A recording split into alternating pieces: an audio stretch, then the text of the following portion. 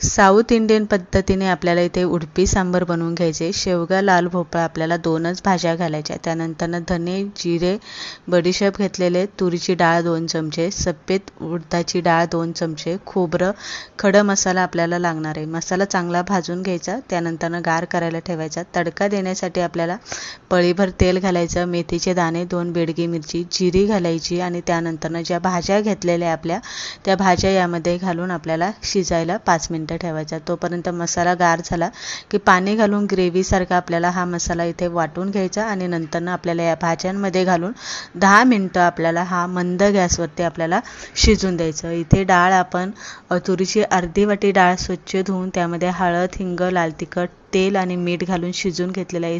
व्यवस्थित हालून आपल्याला तडक्यामध्ये घालून घ्यायचा। 2-3 चमचे चिंच गुळाची चटणी घालायची, गूळ घालायचा, चवीप्रमाणे मीठ घालायचं आणि 10 मिनिटं सांबर उकळून द्यायचं। बघू शकता सांबर बनून